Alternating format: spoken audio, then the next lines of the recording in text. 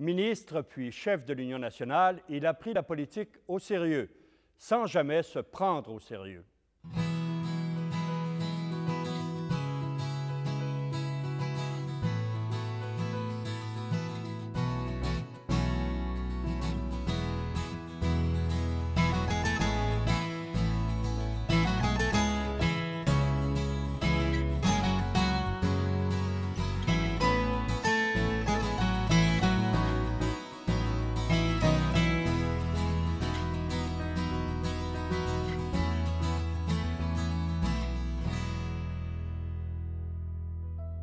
Bonjour, M. Loubier. Bonjour, M. Morin. M. Loubier, Expo 67. Oui. Est-ce que vous... bon, vous aviez une mission particulière d'organiser tout ça, mais votre rôle, là, votre travail par rapport à celui de M. Marcel Maas, votre collègue, et le maire Drapeau dans tout ça, là, comment ça se départageait? D'abord, Expo 67, là, on peut dire que c'est la création à peu près de A à Z du maire Drapeau de Montréal. Ça a été l'architecte de ça, ça a été le promoteur de ça, c'est lui qui... Alors, il faut rendre à César ce qui est à César. Les gouvernements fédéral et provincial ont aidé, ont subventionné, oui, mais c'est l'événement de Jean Drapeau. Il faut s'incliner devant tout ce qu'il a fait à ce moment-là. Disons qu'il y a parfois, il y avait des difficultés en comptabilité, M. Drapeau, mais dans les grands projets et d'envergure, et pour faire rayonner le Québec et le faire connaître, etc., c'est un champion, Drapeau. Et vous, comme ministre là-dedans, ministre du Tourisme? Bien, il y avait beaucoup de réceptions, beaucoup de tout ce qu'on appelle de rencontres protocolaires, etc. Et j'avais dit à M. Johnson que je me sentais un petit peu mal à l'aise là-dedans, comme un peu ministre responsable de tout ça. Et j'avais dit que le meilleur cheval de parade, c'était Maas. Parce que Marcel se présentait bien, il aimait ça. Et il avait la parole facile, il était élégant, etc. Et moi, je me considérais plutôt comme un cheval de labour qu'un cheval de parade. Alors, on a envoyé beaucoup de Maas en représentation, etc. Et évidemment, j'ai participé certaines fois, mais j'aimais mieux l'administration et le suivi de tout ça. Mais vous avez, pour Expo 67 en particulier, travaillé à un mode d'hébergement qui commençait à l'époque, le camping. Est-ce que c'était pour combler une grande lacune dans le développement de l'industrie? On revient à votre question un petit peu du début. C'est le pendant de cette question-là. Le fait quel mandat j'avais eu de l'Expo 67. Évidemment, il n'y avait pas d'infrastructure pour les touristes sur le plan camping des régions de Montréal. Et tout le monde s'en plaignait, etc. Il n'y avait pas de législation pour protéger les touristes des prix exagérés ou non des hôtels profitant de l'occasion. Il y avait manqué un paquet de choses. Et c'est là qu'on a dérogé à certaines réglementations. J'ai dérogé à certaines réglementations, quitte à en payer le prix politique, je ne le savais pas à l'époque. Mais j'avais fait réunir mes fonctionnaires et je leur avais dit, si on suit la procédure prévue là, pour faire des terrains de camping, choisir les sites, donner ça à des ingénieurs, des architectes, nous tout ça, aller en soumission, telle chose. Comptez-moi tout ça, comment ça prend de temps. Alors, on commence à me compter, bon, tout ça. En dernier, pour la réalisation, on était rendu à la fin d'octobre de 1967. C'était pas mal fini, l'Expo. Et McLean avait sorti, ou avait, je ne sais pas si c'est à ce moment-là, un petit peu plus tard, lors d'une autre entrevue, en première page de la revue, page frontispice, page de couverture, McLean avait sorti « Québec manque le bateau pour Expo 1967. Et à ce moment-là, il y avait la litanie de tout ce qui manquait sur le plan infrastructure touristique. Tout ce qui manquait comme législation pour protéger ceux qui iraient dans les hôtels, etc. Tout ce qui manque. Et là, M. Johnson m'avait fait venir. Et j'avais eu le temps de m'informer auprès il faisait pas longtemps qu'on avait pris le pouvoir. Et tout était exact. Et j'avais une bonne entrevue et je lui avais dit, c'est vrai, telle chose. Mais oui, mais qu'est-ce qu'on va faire? Faut pas... Et à ce moment-là, j'avais dit, écoutez un peu, si vous me faites confiance, on peut y arriver. Alors, c'est là que j'avais réuni un groupe de fonctionnaires autour de moi, puis j'avais dit, OK, on va sauter par-dessus le Conseil du Trésor, on va sauter par-ci et ça. Vous autres, les fonctionnaires, vous allez créer des équipes pour aller choisir des terrains en région de Québec, en région de Montréal, etc. Vous autres, le tourisme, les gens du tourisme, vous allez préparer des réglementations nouvelles pour qu'au moins les hôtels affichent le prix derrière des portes de chambre, etc. Bon, un paquet de choses. Et alors, ce qu'on a fait, puis on a dépensé plusieurs millions de dollars sans passer par le Conseil de la Trésorerie, etc. Puis je me disais, ben non, j'ai la tête un peu sur le billot, mais... Et ça avait été soulevé. Je me souviens que le ministre des Finances avait soulevé toutes ces inquiétudes. Puis M. Lesage, qui était chef de l'opposition, m'avait attaqué sur les contrats sans soumission que j'avais accordés, parce que les contrats qu'on donnait de cette façon-là, les prix unitaires avaient été établis par des firmes d'ingénieurs conseils avec des ingénieurs du ministère. Et j'avais dit carrément, faites venir des gens qui sont sympathiques à l'Union nationale, des contracteurs. On a des contrats à leur donner, mais le prix, c'est tel prix, c'est établi d'avance. Ce qui ne nous arrive pas après avec les demandes de surplus, ou s'ils n'acceptent pas ces prix-là, on le donne à d'autres. Une fois l'Expo 67 terminée, est-ce que vous avez eu votre mot à dire pour l'héritage de Terre des Hommes? Oui, bien encore là, M. Drapeau, qui finissait un projet, sautait dans un autre. Alors, m'est arrivé avec l'idée de Terre des Hommes. Alors, j'avais dit, qu'est-ce que c'est cette bébête-là? Puis qu'est-ce que c'est que vous avez dans l'esprit, M. le maire? Parce que j'étais devenu son porte-parole, si vous voulez, à Québec. Les relations de M. Johnson et M. Drapeau, c'était pas beau fixe tout le temps. Ça remontait de l'université, d'ailleurs, de leur temps d'université. Alors, m'expliquait ça. Puis je n'avais pas le droit de garder les pavillons. Je le sais. Je n'avais pas le droit. Je le sais. Il y a moyen qu'on passe. Il y a moyen de... Il était très convaincant. Je le respectais, je l'aimais beaucoup. Alors, on a procédé. Je lui ai trouvé une subvention de 5 millions pour partir Terre des Hommes.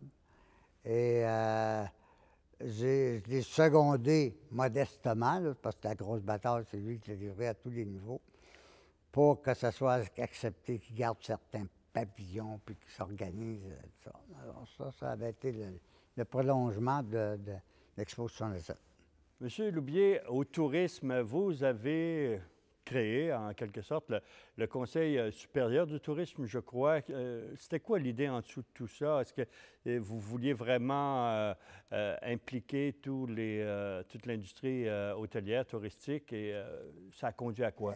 Le Conseil supérieur du tourisme était formé de personnalités qui s'y connaissaient dans le domaine touristique, qui s'y intéressaient et qui voulaient...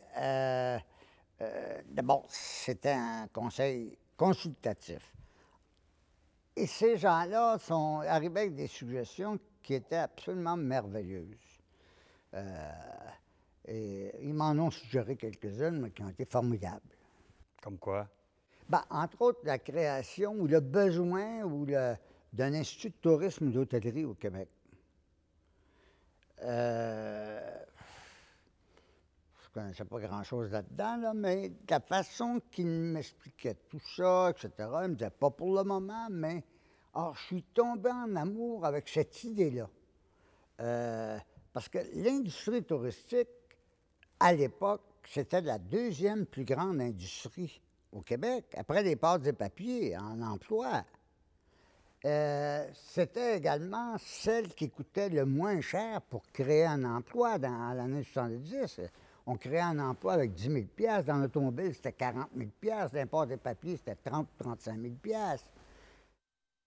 Et on a conçu un institut de tourisme et d'hôtellerie qui est un des seuls au monde à avoir une pédagogie appliquée. C'est-à-dire qu'on a un hôtel, puis des vraies chambres, on loue ces chambres-là, on a un vrai restaurant, c'est un vrai restaurant, les gens paient. Et donc, les étudiants qui sont là, et l'administration, c'est des vraies pièces qui sont payées. Ils savent le coût des administrations. Donc, on les formait non seulement théoriquement, mais tout était applicable et pratique. C'était des situations vécues pour eux. Et ça, on est un des seuls instituts au monde à avoir cette formule-là. C'était la chose du début, ça. Aujourd'hui, c'est parmi les 12 meilleurs instituts de tourisme et d'hôtellerie dans le monde. Alors, bravo aux successeurs et aux professeurs et à tout le monde qui a contribué à ça. Fantastique. Mais une autre chose aussi, dans le domaine touristique, les centres de ski, en particulier celui du Mont-Sainte-Anne, vous étiez là pour le redémarrage? Encore là, je voyais toujours l'aspect pragmatique, pratique. Il y a toujours des solutions. Il y a un problème, il y a toujours des solutions. Si on commence à intellectualiser les problèmes, on n'en finira jamais. Or, la municipalité de Beaupré, qui avait l'administration de la montagne, mais qui n'était pas développée beaucoup, etc., ne pouvait plus mettre un sou là-dedans. Ils sont venus me trouver. Mes fonctionnaires étaient très intéressés à ce qu'on prenne ça, etc., puis toutes les possibilités d'aménagement qu'il y avait. Mais ça n'avait pas beaucoup de budget. Alors, j'avais appelé Jean Marchand, qui était ministre au fédéral, et je lui avais dit, Jean, est-ce que tu embarquerais avec moi dans ce projet-là?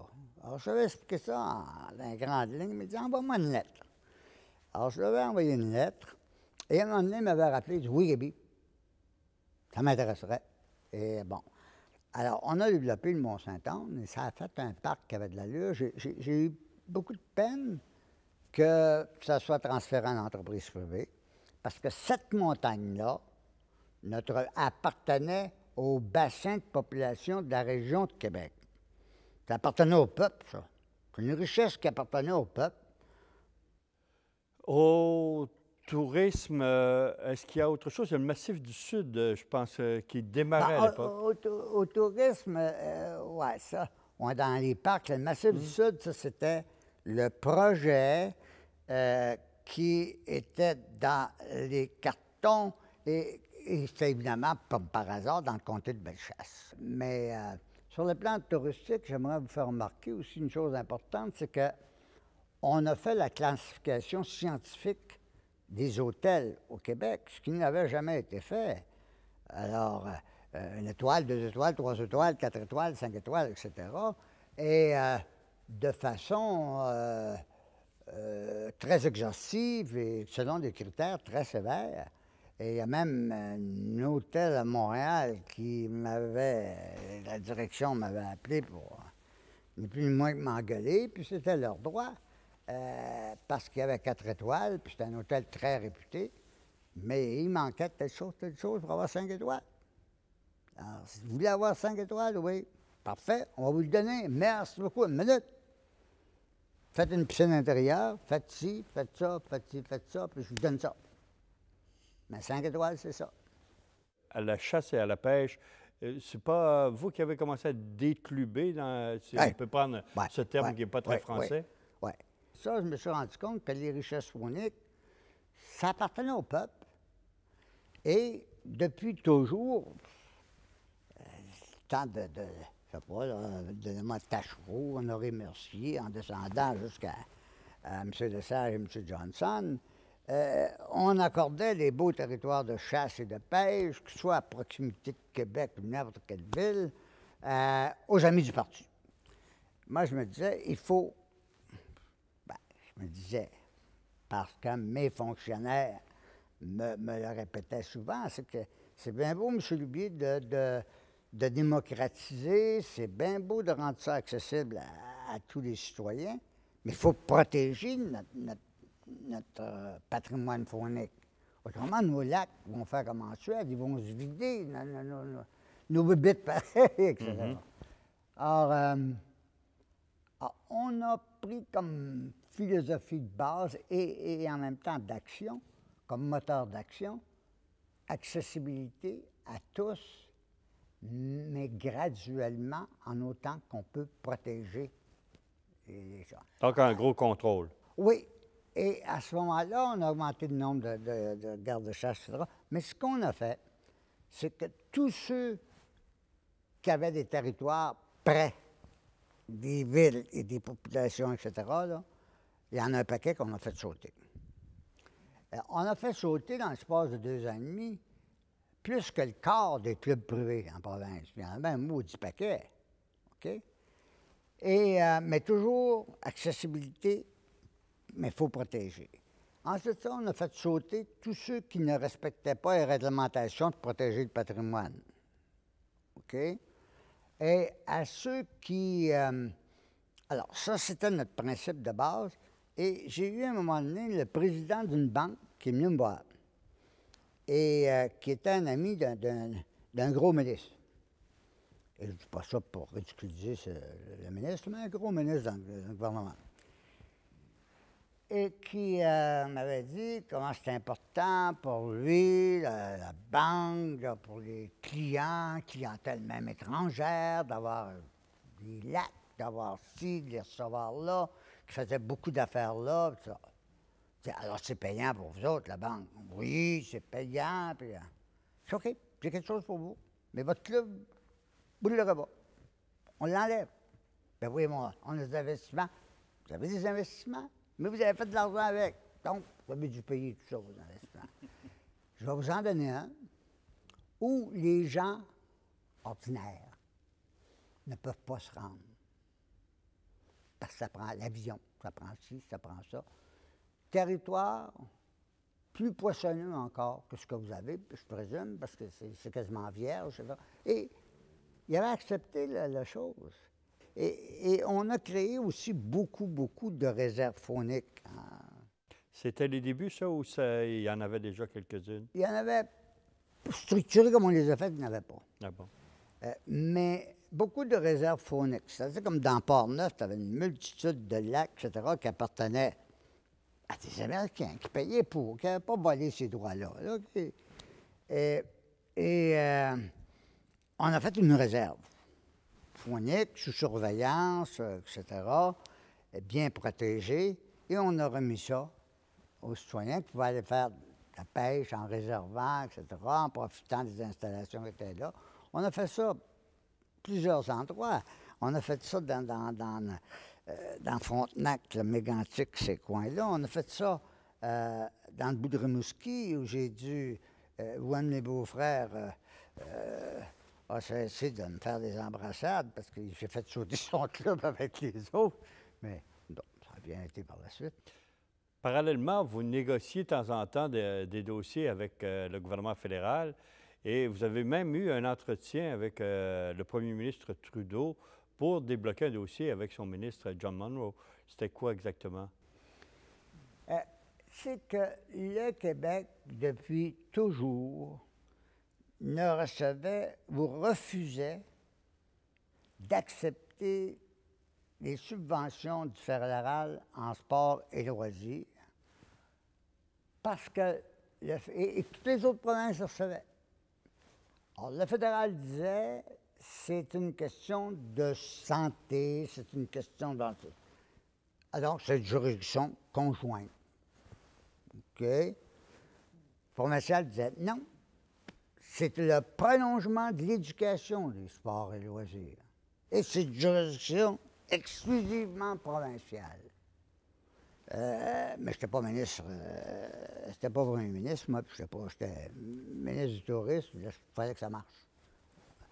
Et alors, j'avais rappelé Jean Chrétien, qui était un gars qui ne s'enfargeait pas dans les fleurs du tapis, non plus chrétien. Hein? Et alors, j'avais parlé de ça. À un moment donné, il dit, viens à Ottawa, lui. Alors, je suis descendu à Ottawa et j'avais demandé à voir M. Trudeau, à Chrétien. Alors, on s'est présenté sur M. Trudeau, puis je lui ai expliqué ça. Ça n'a pas de mot du bon sens. Vous avez un ministre qui est buté, vous avez un ministre qui ne veut rien comprendre. Et on pourrait s'arranger par de l'entendre que de l'allure. Bref. Il revoyait M. Monroe et ça ne me donne pas grand-chose. La dernière lettre ne m'a même pas répondu. En tout cas, j'ai revu Monroe. Oh, c'est pareil. Là, ça marchait. Oui, oui, oui. En tout cas, en dernier, à un tel point qu'il était prêt à signer l'entente à Montréal et puis faire un gros chose de ça. Alors, j'avais rappelé M. Trudeau pour lui dire, pour moi, le curé a parlé à son bédo parce que ça a été parfait. Donc, on a reçu ces subventions-là. Ça tenait beaucoup de vos bonnes relations avec Jean Chrétien, ça, tout le litige des parcs fédéraux au Québec?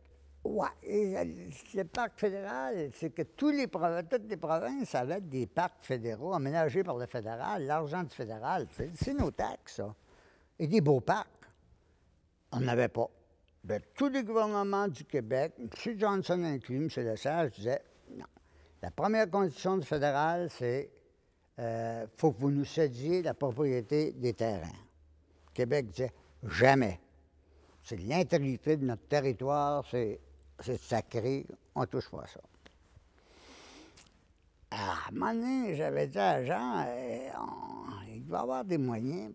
Alors, on avait discuté ensemble, et dans le Code civil, le bail emphytéotique, et c'est écrit, c'est libellé ainsi, équivaut à vente. Alors, j'avais dit à Jean, pour moi, on a de quoi, Jean, là-dedans? C'est que, pour tous les gens des autres provinces, c'est là l'article du Code civil, ça équivaut à vente. Puis, en tout cas. Alors, Chrétien avait très bien tricoté l'affaire sur le principe. Et après, ben, mon ami Mars est allé voir M. Bertrand pour se faire transférer le dossier pour finaliser toute Aux affaires intergouvernementales, là? Oui. J'aurais aimé garder le dossier parce que ça aurait été encore plus rapide, etc. Mais en tout cas. Mais les questions de principe avaient été réglées. Alors, on a eu le parc Forillon, on a eu un parc dans le bout de Shawinigan. On n'a jamais mieux servi que par soi-même. Mon ami Chrétien avait pris soin de lui. Et alors, d'autres parcs qui vont arriver. Et on a fait un bail de 40 ans, je pense, ou 60 ans. Au bout de 60 ans, tous les aménagements, même si c'est 100 millions de dollars, reviennent en propriété au Québec. Donc, l'histoire d'un peuple ou d'une nation ne s'écrit pas dans 20 ans, dans 40 ans, dans 50 ans. Donc, ce n'était pas une cession de propriété à long terme, là. Alors, on s'est entendu. Vous avez créé le Haut Commissariat aux loisirs et au sport. C'était pour répondre à quels besoins? Puis est-ce que vous visiez déjà là une sorte d'élitisme? Le Haut Commissariat sport et loisirs, c'était réparti un petit peu partout, ça. Le ministère de l'Éducation, on avait une petite partie. Le tourisme, on avait une petite partie. Un autre ministère, on avait une petite partie. Terres et forêts, bon. Mais de politique cohérente et de planification à moyen terme, il n'y en avait pas. Bon. Et en second lieu, la seule façon, d'abord, il fallait continuer à compter sur le bénévolat. Parce que ça, on a pu faire abstraction de ça. Mais il n'y avait pas de structure non plus. Les subventions, c'était les OTJ de la paroisse, avec le curé de la paroisse, qui faisait avec l'église de la paroisse, puis avec la petite chose, la petite école de la paroisse, puis en tout cas. Alors, on a créé ce haut commissariat-là et on a tracé des politiques de développement sportif, etc., et de sport et de loisirs, puis des formules aussi pour encourager les gens.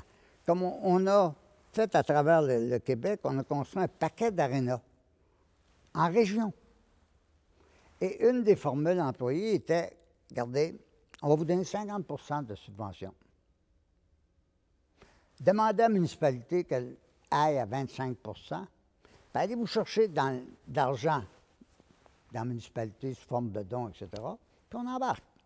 Et ça a eu un grand succès. Et c'est ça qui a conduit aux Jeux du Québec, à la formation des Jeux du Québec? Oui. D'abord, les subventions qu'on a fait quand on est allé chercher à Ottawa nous ont aidés. Et cette structure-là a mis en place la création des Jeux du Québec. Tu avais les Jeux canadiens.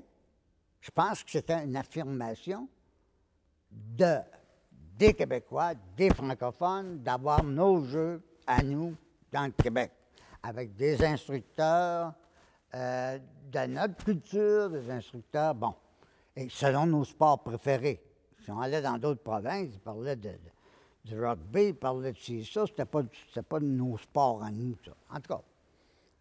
Et oui, on a créé les Jeux du Québec, et je pense que ça a été un assez grand succès. Même mon petit-fils de 9 ans, il a participé il y a quelques années, puis il est allé aux Jeux de son grand-père.